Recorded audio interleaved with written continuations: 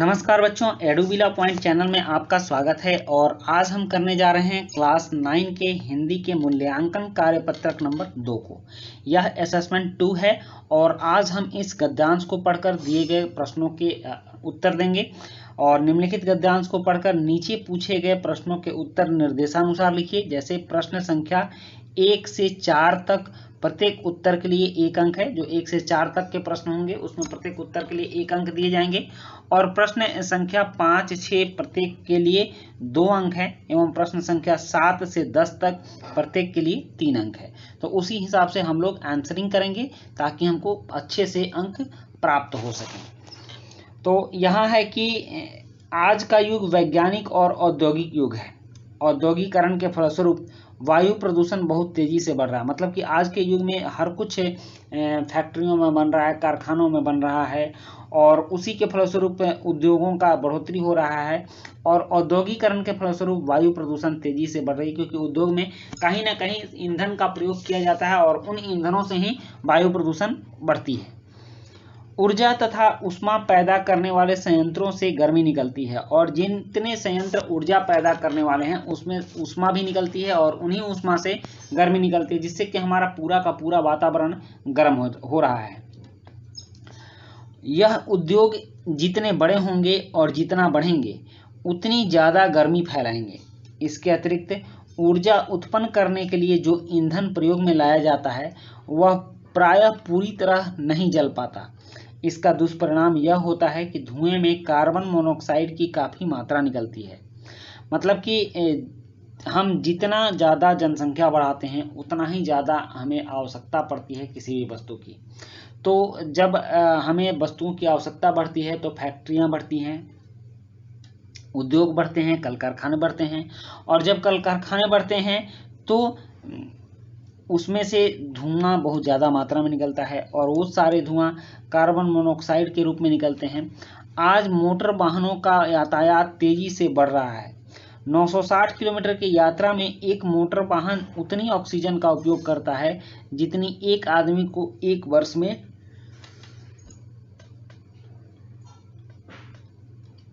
चाहिए। तो इस प्रकार एक गाड़ी एक ही दिन में उतनी ऑक्सीजन सोख लेती है जितना कि एक व्यक्ति एक वर्ष में सोखता है। तो स्वाभाविक है कि ऑक्सीजन की कमी होगी और लोग ऑक्सीजन हवा की कमी के बगैर मरेंगे। जैसा कि आपने इस कोरोना महामारी में देखा है कि लोगों को सांस लेने में परेशानी होने से ऑक्सीजन की कमी हो रही थी और हम उतनी ऑक्सीजन नहीं बना पा रहे थे जितना लोगों की आवश्यकता थी। तो इस तरह से आगे आने वाले समय में हमें और परेशानियों को झेलना पड़ेगा, इसलिए हमें आज से ही सचेत होना चाहिए। दुनिया के हर अंचल में मोटर वाहनों का प्रदूषण फैलता जा रहा है। मतलब गांव तक में भी मोटर वाहनों का प्रदूषण फैलता जा रहा है।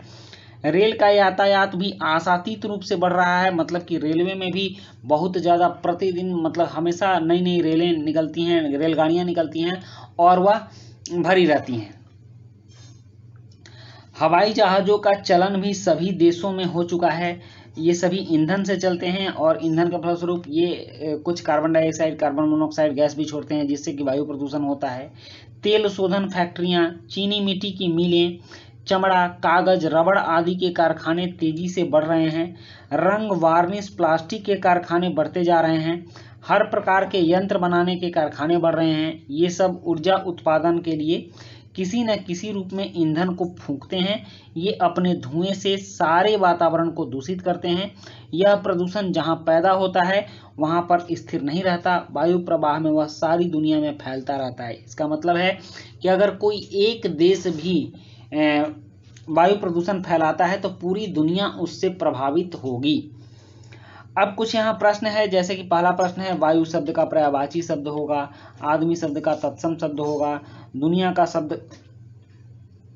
शब्द का समानार्थी शब्द क्या होगा, गर्मी शब्द का विलोम शब्द क्या होगा। इस तरह के बहुत सारे प्रश्न हैं और कुछ बड़े आंसर वाले भी हैं, जैसे कि आशातीत शब्द में मूल शब्द और प्रत्यय क्या होंगे, दुष्परिणाम शब्द में उपसर्ग और मूल शब्द अलग अलग होंगे, धुएं में किसकी मात्रा ज़्यादा निकलती है और गर्मी किन संयंत्रों से निकलती है, वायु प्रदूषण किसके कारण तेजी से बढ़ रहा है, आज का युग किस तरह का युग है। तो इस तरह से 10 प्रश्न हैं और चलिए अब इन 10 प्रश्नों के उत्तर करते हैं। प्रश्न 1 है कि वायु प्रदूषण का पर्यायवाची शब्द होगा पवन। उसके बाद प्रश्न 2 है, आदमी शब्द का तत्सम शब्द होगा मनुष्य। आप तत्सम और तद्भव शब्द समझते होंगे, जिस शब्द का उच्चारण जो शब्द संस्कृत भाषा से सीधे हिंदी भाषा में उपयोग होता है और उसमें कोई परिवर्तन नहीं होता है तो उसको तत्सम शब्द कहते हैं। और जिन शब्दों का प्रयोग हिंदी भाषा में जिन संस्कृत शब्दों का प्रयोग हिंदी भाषा में थोड़े बहुत परिवर्तन के साथ होता है उन शब्दों को तद्भव शब्द कहते हैं। तो आदमी शब्द का तत्सम शब्द क्या होगा? मनुष्य। मनुष्य संस्कृत में आदमी को मनुष्य कहते हैं। उसके बाद है कि दुनिया शब्द का समानार्थी शब्द होगा। तो समानार्थी का मतलब क्या होता है? पर्यायवाची। तो दुनिया शब्द का समानार्थी शब्द होगा जगत। इसको हम संसार भी बोल सकते हैं, जो संसार लिखेंगे वह भी सही होगा। तो दुनिया शब्द का समानार्थी शब्द जगत हो गया, संसार हो गया, और दुनिया तो है ही। उसके बाद प्रश्न 4 है, गर्मी शब्द का विलोम शब्द क्या होगा? तो गर्मी शब्द का विलोम सर्दी शब्द होगा। गर्मी लग रही है तो फिर सर्दी लग रही है। उसके बाद प्रश्न 5 है कि आशातीत शब्द से मूल शब्द तथा प्रत्यय अलग अलग होंगे। तो आशातीत में आशा जोड़ अतीत, ठीक। उसके बाद प्रश्न 6 है कि दुष्परिणाम शब्द में मूल शब्द तथा उपसर्ग अलग अलग होंगे। तो इसमें दुष् जोड़ परिणाम होगा। उसके बाद प्रश्न 7 है, और प्रश्न 7 है कि धुएं में किसकी मात्रा ज्यादा निकलती है? तो धुएं में कार्बन मोनोऑक्साइड की मात्रा ज़्यादा निकलती है और यह काफ़ी जहरीली गैस है। यह जब हम कार्बन मोनोऑक्साइड गैस से बेहोश भी हो सकते हैं और यह बहुत ज़्यादा गर्मी में फैलाता है। तो इस तरह से बहुत सारा दुष्परिणाम इस गैस से आता है। उसका प्रश्न 8 है कि गर्मी किन संयंत्रों से निकलती है? तो उष्मा और ऊर्जा और उष्मा पैदा करने वाले संयंत्रों से ज़्यादा गर्मी निकलती है। हालांकि हम जितने भी वैसे संयंत्र चलाते हैं जो कि ऊर्जा पैदा करते हैं, तो जो भी संयंत्र ऊर्जा पैदा करने वाले होते हैं वो अधिकांशतः उष्मा भी पैदा करते हैं। जो ईंधन डीजल से चलने वाले संयंत्र हैं, या फिर कोयला से चलने वाले संयंत्र हैं, या फिर पेट्रोलियम से चलने वाले संयंत्र हैं, या केरोसिन से चलने वाले संयंत्र हैं, या फिर धान के भूसे से चलने वाले संयंत्र हैं, सारे के सारे संयंत्र उष्मा पैदा करते हैं और उस उष्मा से गर्मी निकलती है जो कि हमारे वातावरण को भी गर्म करती है। उसके बाद प्रश्न 9 है कि वायु प्रदूषण किसके कारण तेजी से बढ़ रहा है? तो औद्योगिकरण के कारण वायु प्रदूषण तेजी से बढ़ रहा है। बात सही है कि औद्योगिकरण के कारण बहुत सारे उद्योग धंधे लग रहे हैं और ये उद्योग धंधे अपने चिमनी से बहुत सारा खतरनाक गैस भी निकालते हैं जो कि हवा में फैलकर हवा को प्रदूषित कर रहा है। तो इस तरह से हम समझते हैं कि वायु प्रदूषण औद्योगिकरण के कारण ही तेजी से बढ़ रहा है।